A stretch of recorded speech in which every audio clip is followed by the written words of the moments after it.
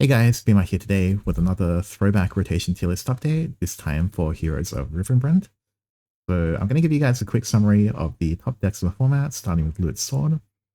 So this is definitely the best deck of the format. So the deck functions with two key conditions. The first one is to hit Rally 10, so you can enable cards like Opulent Strategist. And the second is to reach 7 fused loot cards, or played loot cards, right? So once you reach 7, all of your kind of pirate followers gain bonus effects. Usually they gain a flag on their fanfare. And then essentially on the turn 7, you can go for Barbaros, and it does at least 10 damage to enemy face. In addition, if you have Rogers, it's 12. If you have other flags, another 3, etc. And then you have Tidal Gunner on turn 8. So double Tidal Gunner plus a bunch of flags is also lethal. This deck has a huge kind of depth of play to it. So you can change your style depending on what deck you're playing against, and also how familiar you are with the deck. So Lute Sword, definitely the best deck of the format. If you want to climb, probably the best option. Next deck is Amulet Haven. So Amulet Haven is also extremely strong because of Skullfane. So basically, when you've used Skullfane at least 4 times, it starts subtracting its cost by 4 at the end of every turn. And so it can go down to 0 play points. Against aggro decks, 3 is enough. And then if you open with Holy Lightning Bird with Skullfane, it's kind of just GG, to be perfectly honest. Because basically this eliminates any early aggression, and it gives you free amulets every single turn to use Skullfane on. And then basically, once you've got a combo online, you want to do ridiculous stuff with Diamond Master, Wingy, Bejeweled Shrine. So you get a huge board with extremely well-statted followers, and you can aim to clear the board to win the game on that turn. But also you can kind of follow up with John and a second Skullfane or whatever. It doesn't really matter. There are OTKs with this deck as well, if you draw Skullfane. So anyway, yeah, Skullfane equals free win, but otherwise you can work for it. Definitely a very strong tier 1 deck. Okay, next one is Magachia Forest. So it's easily the third best deck of the format. So the way this deck functions is usually around turn 4. The earliest you can do is turn 3, but basically, usually you aim for turn 4. So that's when you start playing 4 cards in a single turn, and then you can invoke cards like Rain for free, and then also the Whirlwind Assault. So you want to do this at least 3 times, and then on the 4th time, which is the turn you go for the OTK of Magachia, you can evolve it and then buff all of the condemned followers by +2, and gives them Storm. And the reason it works is because basically you're searching for Warden of Recurrence, and you've thinned your deck in such a way that basically you're constantly playing Budding Initiate and bouncing it back to hand. And then basically she searches out every copy of the Warden of Recurrence. And then basically this goes down to 0 play points, and you can go Warden, Warden, Warden, and Magachia. And then Budding Initiate. Budding Initiate can push through like one of the wards. And then basically you're just going for a massive lethal combo from there. So there were a few ways you could play this deck depending on if your opponent had any counterplay or not. Sometimes you can go for board lock. Sometimes you have to, trade accordingly. There's a bunch of ways, but we won't go through it in a summary video like this. Next deck is Evolve Portal. So this was a very strong ladder deck, in my opinion. So the way it works is you want to get to 10 Evos for Shin, and then basically once on 10 Evos, it basically destroys 3 followers, deals 6 damage to enemy leader, and restores 6 health to your leader. But importantly, it subtracts 3 from the cost of all cards in your hand. So usually you'll just win the next turn because you can play Alice for 1 play point, Shin for free, Grimnir for 1 play point, and then that's usually just a free OTK. And the way you accomplish this is by using cards like Robopump, so very highly efficient evolve. So you can use Spinari's Artifact, play it, Robopop, pop this artifact, search Robopop, Robopop, and Robopop, and then that's 2 free Evos for any 3 play points, for instance. So in general, Evo cards, they had very highly efficient cards like Alice and not Shin, Fury. So very consistent deck. Actually, I don't know if I'll call it a very consistent deck, but it knows what it wants to do, and when you accomplish it, you can win on the very next turn. That said, obviously, the top decks of the format, they could sometimes just kill you through the Shin before you get your DK.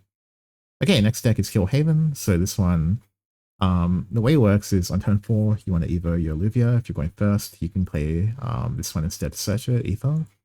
And then from there, you can kind of go for an OTK combo potentially with like, the double Agent Commandments. Some decks can't deal with it.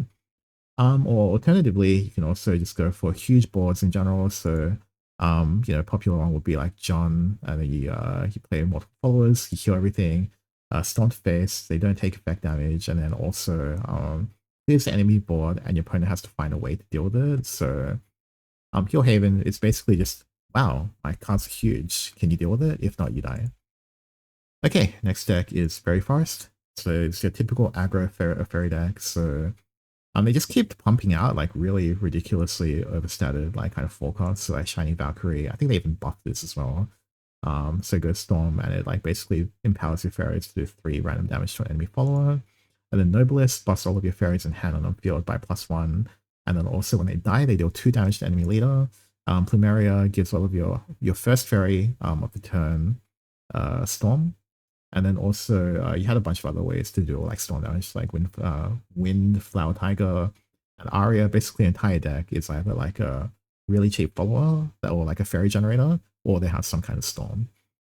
So there were 2 variants. This one's a more aggro variant, where it's also some people opted to run the Mistmaster build. So you wanted to get a lot of fairies in hand, buff it with the Noblest, and then basically play this. It kills all of your fairies, and then it's like a 6 play point combo, by the way. So you kill all of your fairies, does 2 damage to enemy leader for each one, and then eventually finish with a Storm Follower. And then that Storm Follower also does like 6 or 7 damage, I can't remember. So you can potentially OTK them if they've taken any chip damage. So that was this Fairy Forest deck. Okay, next one is Artifact Portal. So for your APM enjoyers, basically Deus Ex Machina deck, you get them out, you Evo a bunch of times for free because you can Biofab Robopop, and then you can kill them with Shin and Alice, and that's pretty much it really. You can also heal Heap because you have cards like Meridia Synthetic Voice, and this thing also protects your face so your opponent can't easily lethal you. So this was basically a high skill cap deck. If you enjoy this type of APM gameplay, then definitely check it out. Okay, next one, Evolve Haven. So this was a hugely sleeper deck. I think it top 2 JCGs in a row towards the end of the season. But essentially the way it worked is it was uniquely well positioned against certain decks of the format because it had protection against storm damage.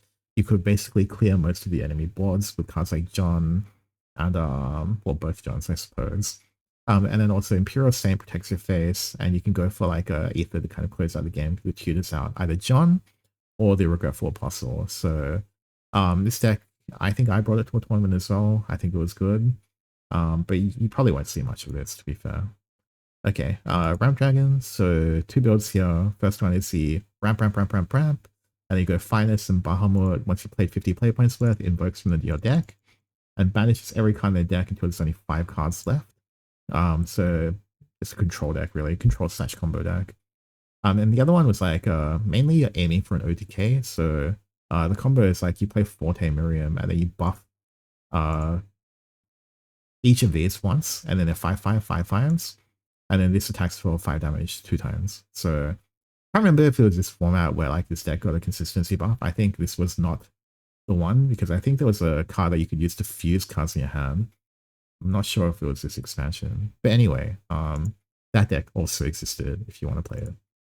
And then next one is Vengeance Blood. So this one is like a very good on ladder because the games go really fast. So you're aiming to go to Vengeance ASAP, and then basically when you're in Vengeance, you can use Glum for 6 AoE damage, including to leader, and then Marin, which does ridiculous damage as well. So you're just racing to the face really, and then because ladder, like you don't really care if you win or lose, right? As long as your games are relatively fast and you have a high win rate percentage, like screw it, just play Vengeance, right? And then Wrathblood. So this deck was not as good anymore. I think it's because they nerfed the Flora spell, if I recall.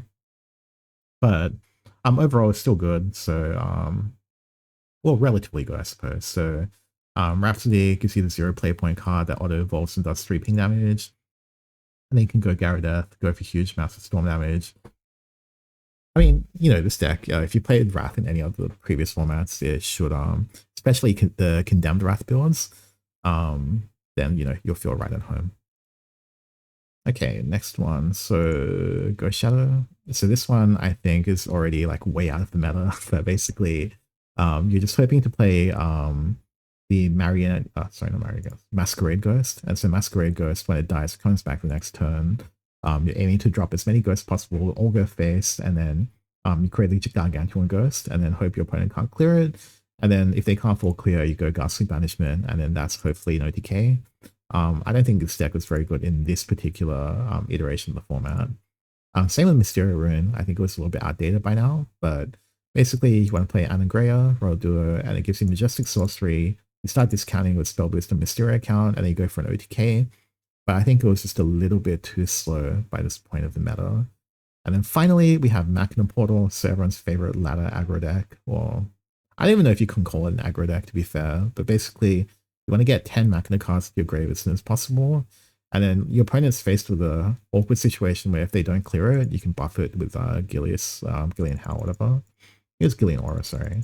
And then if they do clear it, then it invokes your Gradina. And so usually you'll get Gradina around turn 7. So the way you'll do it is you'll go invoke Gradina, play Quizeo, and then it'll be like 6 damage to face.